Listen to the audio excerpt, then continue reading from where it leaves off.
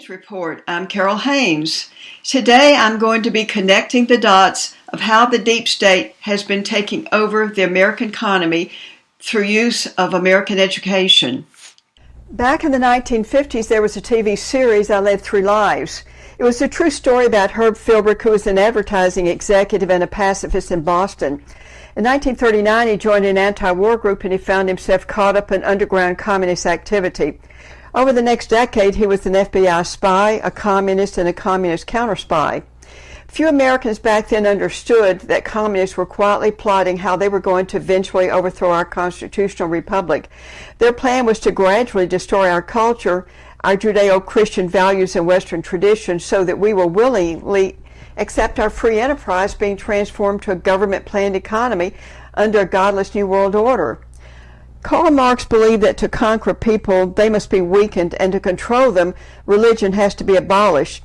Education is the vehicle being used to transform America into a weak and godless nation. The question is, can we turn the ship around? Well, it's going to take more than praying or ignoring the problem. If we're going to defeat the enemy, we first must identify the enemy and the plot. Then we must expose and confront the enemy. So who is this enemy that wants to take down America? It's an elitist group who intends to create a new world order or one world government which they are going to control. The enemy's plan is to force America to give up her national sovereignty and to become part of a new world order. This idea has been around since the dawn of civilization by secret societies. Some of those who've tried to unite the world include Nimrod, Nebuchadnezzar, Genghis Khan, Alexander the Great, Julius Caesar, Napoleon, Hitler, Lenin, Stalin, and Chairman Mao. Since the mid-1800s, British and American socialist visionaries, financiers, wealthy capitalists, and communist revolutionaries have very quietly pushed a world government. There would be a redistribution of people and wealth through migration, a global economy, and a welfare system. They also needed a single worldwide education system to standardize social learning and work skills for a global workforce that's very mobile. And they originally were going to call it Common Core. By the way, the reason you see the UN pushing illegals into America is because of this. Rather than becoming American citizens, the United Nations wants everyone to consider themselves world citizens. American power will be decimated and our wealth will be redistributed to other nations, and our individual freedoms will be gone. Back in 1835, British Lord Tennyson wrote the poem Locksley Hall, in that he prophesied that universal peace by means of a League of Nations. He believed that Great Britain had a moral obligation to unite the world under her rule, including taking back the United States. Professor John Ruskin at Oxford University embraced Tennyson's vision and convinced his students that they had a moral obligation to help unite the world under British rule. Edward Bellamy, an American author and socialist who embraced Tennyson's vision, wrote a utopian novel set in the far distant year of 2000 in which he promoted socialism and world government. Bellamy clubs sprang up all across America and got the attention of some very influential men, including Andrew Carnegie, who really didn't believe in free enterprise, only monopoly capitalism in which the rich use the government to exploit others. Although you know most of the men I referenced earlier, you may not know that Cecil Rhodes did more to unite the world than any other man.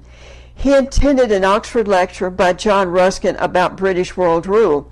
That idea then became the driving force of Rhodes' life. Rhodes was a self-made man who acquired diamond and gold mines in South Africa, and he became one of the richest men in the world. His goal was to gain control of the world secretly, with the power elite controlling the masses. So he used his wealth to buy off governments and politicians and public opinion. He really did believe that war could be used to convince people that world peace could only be achieved with the world government. In 1891, Rhodes established a secret society that still exists today, but behind front organizations. In fact, his secret organization was the birth of the New World Order and a secret cabal. Rhodes realized then that he would never live to see his dream fulfilled, so he left his vast fortune to the Rhodes Trust to fund that secret society and the Rhodes Scholarship Fund. Students are selected from different countries to attend Oxford University, and there they're educated for world government under the vision of Cecil Rhodes. Today, more than 3,500 Americans have won these Rhodes Scholarships. Goldman Sachs has had dozens of Rhodes Scholars as both employees and partners. Rhodes Scholars are usually assigned to strategic positions in our government. By the early 1900s, many of John Ruskin's students held strategic positions in the English government. Those men created and then they extended and prolonged World War I so they could try to build public opinion for world government under Great Britain. J.P. Morgan and his associates manipulated America into World War I by getting control of media and then creating false narratives about what was going on and who was behind it. After World War I, there was a push to create the League of Nations. Lord Tennyson had prophesied world peace through a League of Nations, if you'll remember. Well, President Woodrow Wilson went on a speaking tour all across America to promote the League, but the United States never joined. After World War I, a bankrupted England needed money to continue its quest for a world government, so it turned to American money and American leadership. That's when the Council on Foreign Relations was created as the American front organization for the Rhodes Secret Society and also as a front organization for J.P. Morgan's financial empire. This Anglo-American establishment began financing the Nazis, and of course then that led to World War II. The League of Nations failed to achieve world peace with the start of World War II, and it was replaced after the war by the United Nations. The United States did become a member of the United Nations. Alger Hiss, a high-ranking U.S. State Department official who was also a communist spy, was the Secretary General of the UN's founding conference. After Hiss left, numerous communist leaders held the UN's highest military post. So why would Harry Truman, as our president, sign the United Nations Charter, knowing full well that the goal was world government? Simply because Truman also embraced Tennyson's idea of a world government. He even carried a copy of the poem inside his wallet all of his life. Of course, Great Britain and Sir Winston Churchill were right on board with a world government and with the United States being subjugated to a world government. Have you ever wondered why we don't win wars for which we spend billions of dollars and we send our American military off to fight and to die for, come home maimed? How about Korea? How about Vietnam? The reason is because America has financed communism since its inception. Our military leaders are not permitted to win against communism. The American Communist Party has been partly financed by J.P. Morgan and Company, which also funds both communists and anti-communists. Both the Democrat and Republican parties support socialism, even though Republicans pretend to oppose it. Senate documents prove the State Department under the Truman administration purposely betrayed the nationalist Chinese and brought Chairman Mao to power. The Ford Foundation and the Rockefeller Foundation both funded communist propaganda outlets in the years preceding the fall of China. Republican David Rockefeller was a globalist who praised Mao, even though Mao has slaughtered 40 to 60 million of his own countrymen. And then there's Republican President George H.W. Bush, who announced in 1989 that we were going to have a new world order. During World War II, many large corporations financed Hitler, and they provided weapons and supplies to Hitler. GE, General Motors, Chase Manhattan Bank, Exxon, Ford Motor, Guarantee Bank, among others. Even during my graduate studies, I wrote a paper, How Munitions Makers Got the U.S. into World War II. Now we've identified the enemy and its goals and some of his bad actors, so let's see how they've been carrying out their plot. The League of Nations was disguised as a plan to keep world peace, as you recall. In reality, its real purpose was to be the seed for world government that would eventually wield global, judicial, legislative, and executive powers. After League of Nations failed, those who wanted to control the world then set up the United Nations in 1945 after World War II ended. Have you ever wondered why there's so much talk about world health, about mass migration, universal pre-K, which is government school for all toddlers. How about mental health, guns, gun shooters, gun confiscation, G2 World Curriculum, Common Core? We'll look no further than the mission of the United Nations, which has been dictating to countries, including the United States, how many immigrants that we have to accept in our country, even if they're radicals and drug dealers. What our kids should learn. Mental health services in schools, gun control, gun confiscation, government takeover of children. Trace it all back to the United Nations. After its founding, the United Nations then created UNESCO as its education change agent. UNESCO leaders who believe that parents and Sunday school teachers instill poisonous ideas such as religion, morality, and national sovereignty in children's minds, they believed that that needed to end, and if a world government is going to be achieved, the government must take over education of all children, and the younger the better. That's why there's such pressure to destroy the nuclear family with traditional fathers and mothers and to fund government pre-K, which really is all about free daycare for all 3- and 4-year-olds. Globalists understood that attitudes also have to be changed. So then the next entity that the UN set up was the World Health Organization to work on mental health. WHO, or WHO, helps countries to change their citizens' worldviews, and then they monitor that change. In grades K through 12, independent-minded children can be sent to a school counselor for assessments of their mental state, with the purpose being to force them to change their religious views and their worldviews and their values.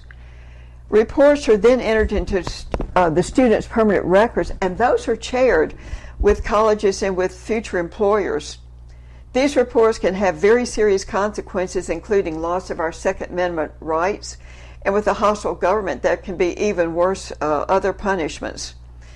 Changing worldviews and values is the real purpose of social and emotional learning. Under the Every Student Succeeds Act, SEL has replaced academics as the very first purpose of public education. ESSA also pushes personalized learning, which is computerized learning, into the classroom. Computer adaptive learning is being used to psychologically manipulate students' minds to also change their worldviews and their values and beliefs, including the acceptance of LGBT. Remember that globalists wanted a world government, wanted a world curriculum? Well, the UN set up a world curriculum. And we can thank Microsoft for signing an agreement with UN to use technology to push out that world curriculum. A couple of years ago, Education Chief Betsy DeVos signed a G20 agreement to commit American students to a curriculum under the UN's Agenda 2030 Sustainable Development. This G20 agreement includes a social and emotional learning curriculum for indoctrination that schools will be forced to use. We have now national curriculum standards with standardized worldviews and workforce training for a global workforce. Common Core really did not go away but was codified in ESSA. Common Core is in Texas since all state standards must align with federal college and career standards, and that's just another name for Common Core, and it may be a name that you hear more often now than Common Core, college and career standards. Even federal pre-K standards have to be aligned with Common Core. So if a state accepts federal money for pre-K, the toddlers are exposed to Common Core. One of the ways that enemy has implemented its plan in America is by transforming our economy into a centrally planned system like that of the Soviet Union. This is being done through a federal merger of education and the economy so that the government will have control over both. This is why you're hearing so much talk at the federal level about workforce training, and then it's pushed out to the states. Under our Constitution, the federal government has no authority to get involved in either education or the economy. Over the decades, though, both parties have passed laws that give the federal government control over education and the economy, and then task the states for implementing those unconstitutional laws. So gradually control is just being taken away from cities and states, and it's being handed over to regional governments. We already know about the U.S. Department of Education and several federal statutes that have been passed stripping local and state control of education. But there are other laws. In 1992, Mark Tucker wrote the infamous Dear Hillary letter. And in there, he outlined his plan to change K-12 academic learning to vocational training to prepare students for a government-planned economy. Regional workforce boards would select the jobs, and then the regional workforce boards have already been set up in every state now. Here in Texas, our regional board is called the Texas Workforce Commission. So that the public will not know that a new world order is being set up, the world is being organized into regions. Now, some are multiple regions within a country, like the workforce commissions, and then others are multinational regions, like the European Union. Now, the European Union will eventually become part of the UN's New World Order. In addition to our Texas Workforce Commission, we have the Regional North Central Texas Council of Governments, which organizes some of the cities and pulls them together into regions. Dallas is already entrenched in Agenda 2030's sustainability and plans to implement locally the ideas in the UN's Paris Climate Agreement that Trump had pulled the nation out of. So you can see how it's coming down right into the local cities. A larger region of countries is being created by the USMCA, which is our so-called free trade agreement, which opens the door for America to become part of the regional North American Union. Eventually, that North American Union, along with other international unions, including the European Union, are going to merge into a new world order, and nations will have to give up their national sovereignty.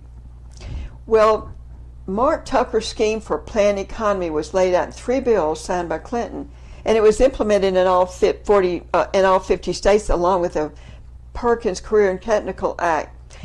Out of all of these bills came a Common Core in digital learning and data mining, and a de facto national database on citizens. And that database, it was absolutely necessary for a successful planned economy. The reason is the federal government needs to keep track of all of its citizens. Well, back in 2015, our Republican-led Congress passed a de facto national database for K through 12 that the Democrats were dying to have, and Obama was delighted to sign. And now Congress is trying to pass a bill to collect personal data on college students, the College Transparency Act. This will give the government a database of all citizens for unconstitutional lifetime tracking, and both Republicans and Democrats are on board with this unconstitutional college database.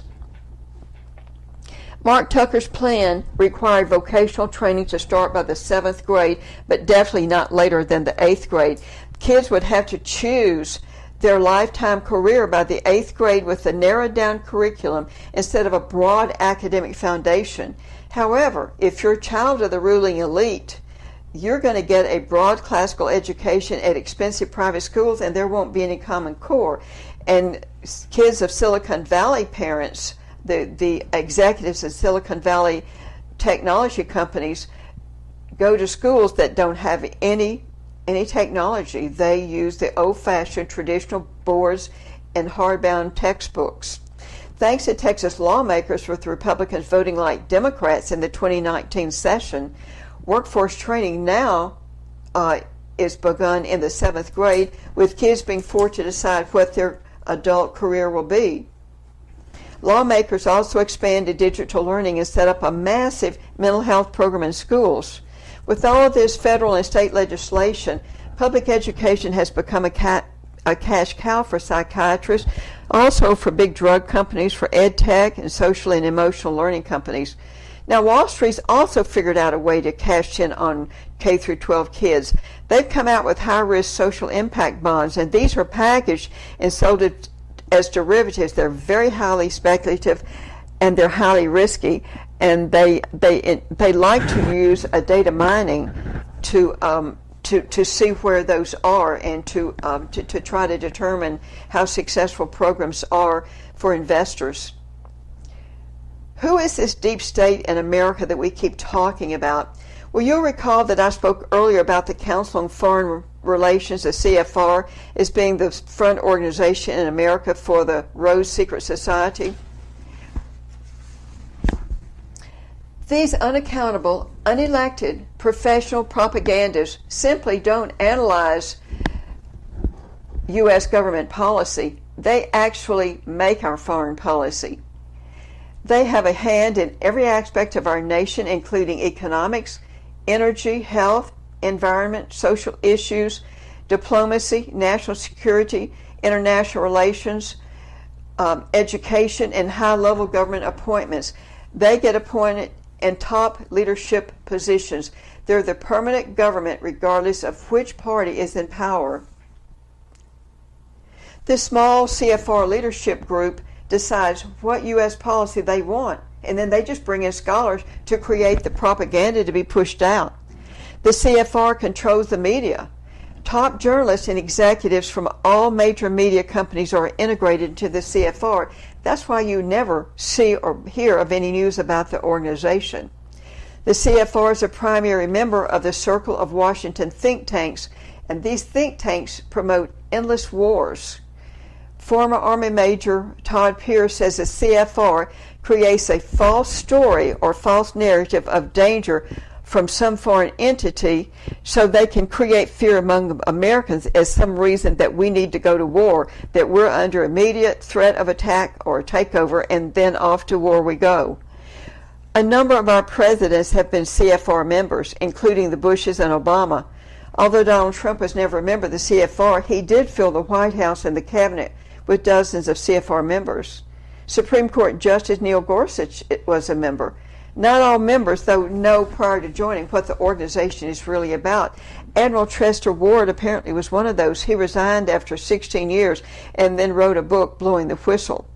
Richard Lighthizer, who is our U.S. Trade Representative and Chief Negotiator for the USMCA, is a prominent member of the CFR. This should raise some red flags for you about the USMCA and about all of our trade policy. The CFR wants to merge education and the economy. Although Trump campaigned on shutting down the education department, Democrats want to merge the education and lay departments to facilitate a planned economy. The CFR is reaching out to state and local leaders about merging the economy and education.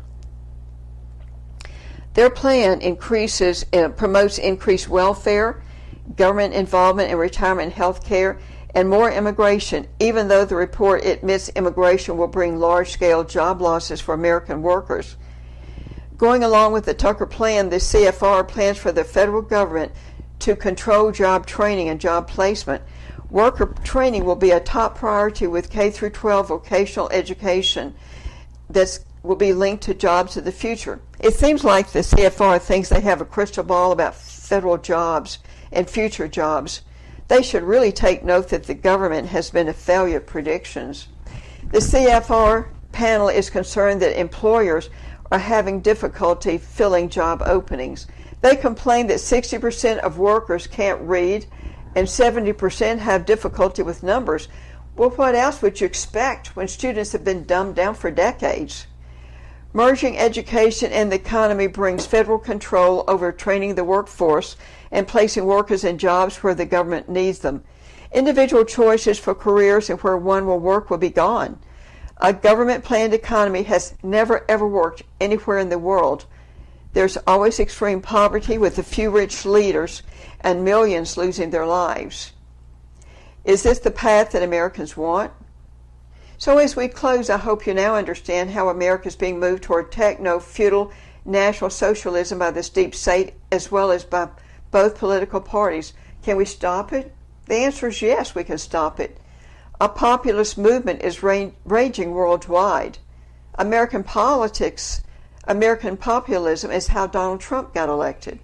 The problem is that too many Christians are fatalists, saying the rapture is near, so there's no need to do anything. Yet Jesus told his disciples that no man knows when he'll return. In Ezekiel 3 and Ezekiel 33, the Bible tells us to be watchmen and to warn others.